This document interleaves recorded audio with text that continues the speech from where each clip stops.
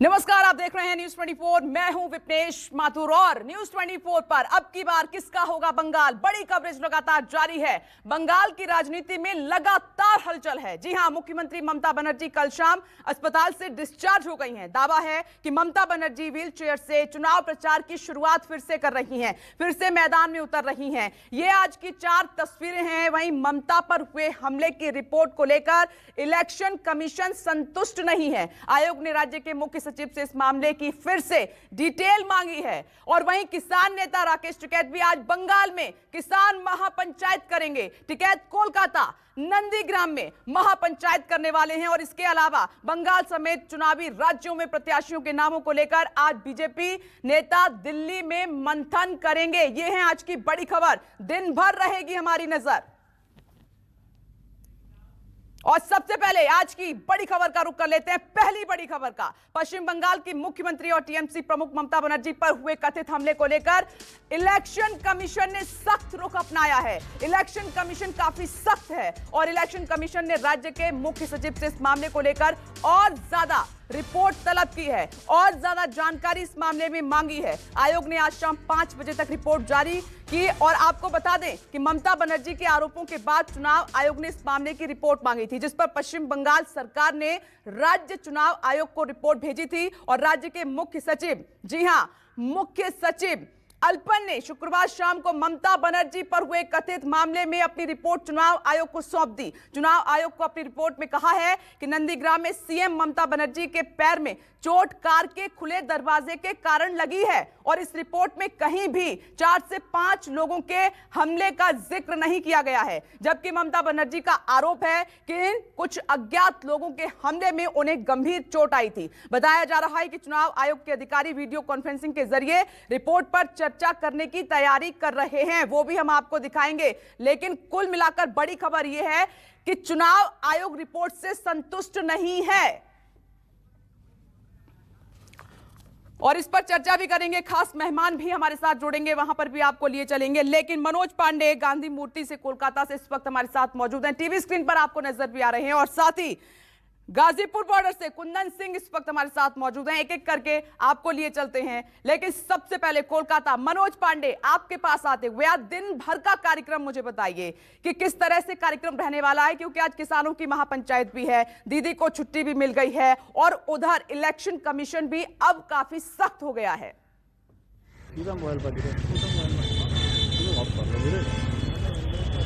देखिए जी, पश्चिम बंगाल का जो आज की जो चुनावी राजनीति है बड़ी दिलचस्प है, क्योंकि देखिए जो किसान आंदोलन लगातार जो दिल्ली में थे, कहीं ना कहीं सेंचुरी बनाने के बाद 100 दिन वहां के बीतने के बाद किसान के नेता अब पश्चिम बंगाल के दौरे पे पहुंच चुके हैं। अब कोलकाता में यहाँ पे मेयर रोड है, गांधी मूर्ति है। और जब आपको बता दें कि यहाँ पे जब किसानों में कुछ भी जब हुआ था, मुख्यमंत्री ममता बनर्जी भी जब आंदोलन शुरू की थी और उन्होंने जब वहां सिंगूर में उनके ऊपर हमला किया गया था, तो इसी गांधी मूर्ति के नीचे आई थी और यहाँ पे बैठी थी और वहीं से शुरुआत किए थे। और किसान जो नेता है, किसान के जो लोगों का आज यहाँ पे कोलकाता के यहीं पे सभा होगा और गांधी मूर्ति पे माल्यार्पण करने के बाद सीधा नंदीग्राम जाएंगे। क्योंकि देखिए नंदीग्राम का जो मामला बड़ा दिलचस्प मामला हो चुका है। ममता बनर्जी बनाम शुभेंदु अधिकारी का लड़ाई जो तो चल ही रहा है।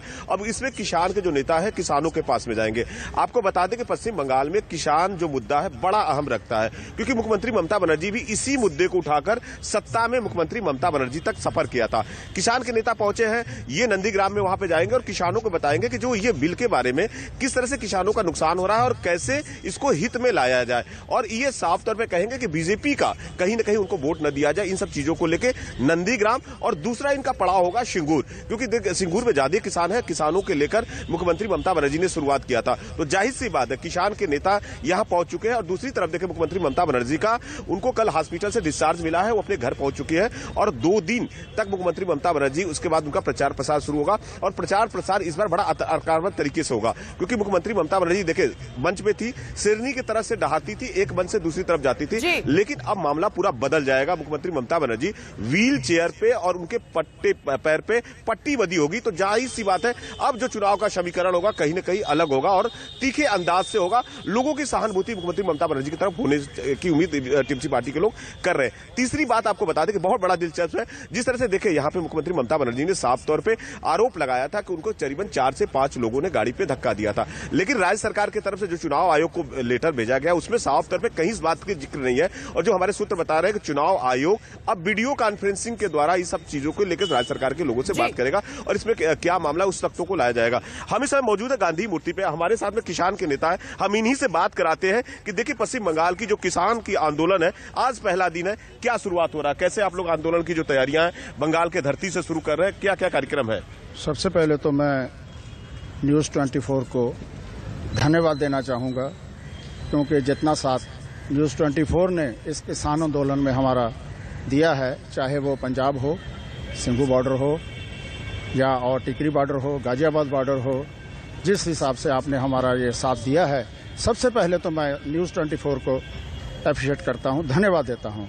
दूसरी बात आपने पूछा है कि ये किसान आंदोलन तो हमेशा चलता रहा है, लेकिन इस बार कुछ दूसरी तरीके से चल रहा है, क्योंकि पंजाब से चला ये, उसके बाद हरियाणा भाई हमारे साथ जुड़ गए, उसके बाद हमारे राजस्थान वाले भाई भी जुड़े, उसके बाद हमारे साथ में हमारे उत्तराखंड के भाई भी सरदार जुड़ गए, उसके बाद आस्ते आस्ते ये दायरा इतना अभी आगे बढ़ चुका है कि अब बंगाल की धरती पे भी ये झंडा गड़ गया है। अब इसकी यहाँ से शुरुआत का ये पहला फेस है। पहला बिगुल बजा रहे हैं आप लोग, शंखनाद हो रहा है, पहला बिगुल अलर्ट।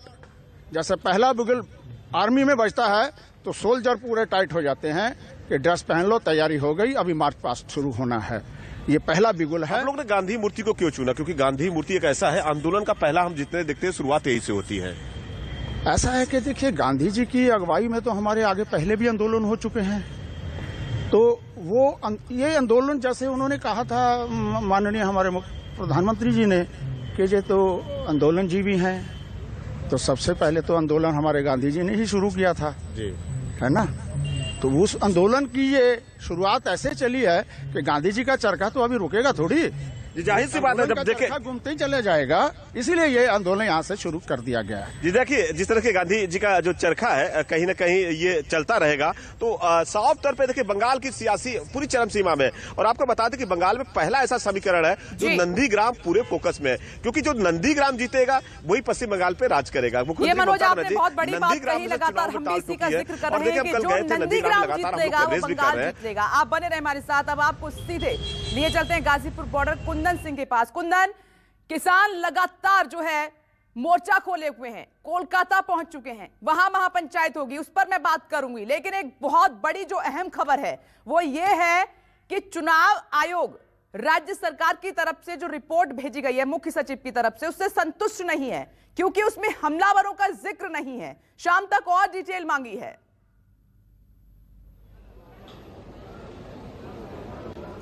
बिल्कुल विपनेश, में कुल पूरे दिन चुनाव आयोग के दफ्तर के बाहर खड़ा रहा। जो दो बड़े डेलीगेशंस उनकी मुलाकात हुई, पहले टीएमसी के नेता गए थे, इसके बाद बीजेपी के नेता गए। तो टीएमसी के नेताओं का जो सबसे बड़ा आरोप ये था कि आरोप में ये कहा गया था कि एक तरह से कॉन्स्पिरेसी के तहत उन्हें हमला किया गया था। और दो खासकर पश्चिम बंगाल के जो बीजेपी के स्टेट प्रेसिडेंट है और यूथ के जो स्टेट प्रेसिडेंट है, उनके सौमिक खान का ट्वीट का जिक्र किया गया था, जिस ट्वीट में कहा गया था कि उनकी स्कूटी पलट जाएगी। यानी बहुत साफ आरोप था कि पुलिस प्रशासन और सरकार के जानबूझ की वजह से उनको हमला किया गया और एक मुख्यमंत्री पर हमला होना बहुत बड़ी बात है।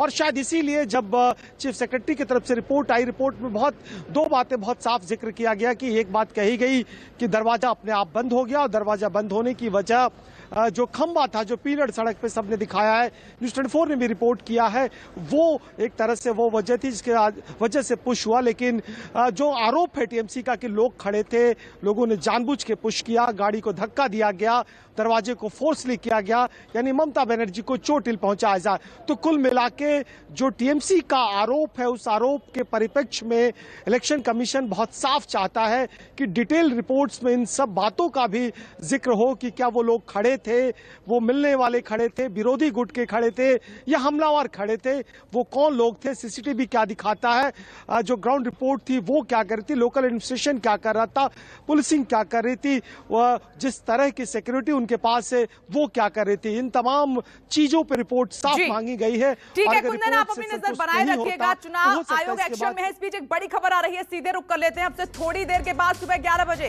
बंगाल चुनाव को लेकर बीजेपी की कोर कमेटी की बैठक होने जा रही है। जेपी नड्डा के घर होने वाली इस बैठक में अमित शाह भी शामिल हो सकते हैं। और आपको यह भी बता दें कि आज शाम 7 बजे भारतीय जनता पार्टी की केंद्रीय चुनाव समिति की बैठक भी दिल्ली में होने वाली है, जिसमें उम्मीदवारों के नामों पर चर्चा होने की संभावना है। देखिए 7 उम्मीदवारों का नाम पहले ही तय हो चुका है, अब बाकी की लिस्ट पर चर्चा होगी और जल्द दूसरी लिस्ट भी सामने निकल कर आ सकती है। और इस खबर पर अमित कुमार जुड़ गए ज्यादा जानकारी के साथ।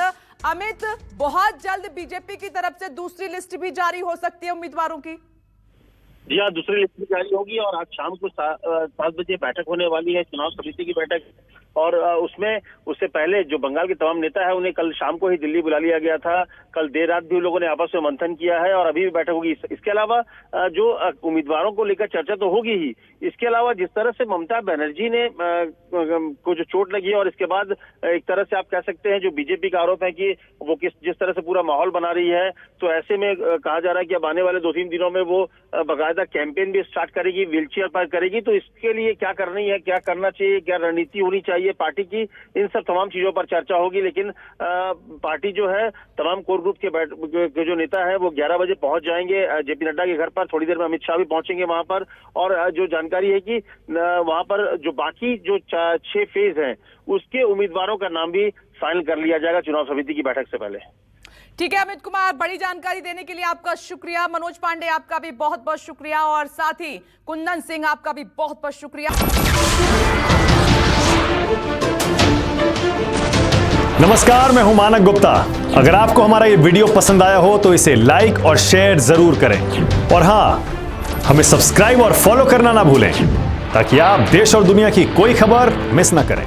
तो जुड़े रहिए हमारे साथ और देखते रहिए न्यूज़ 24।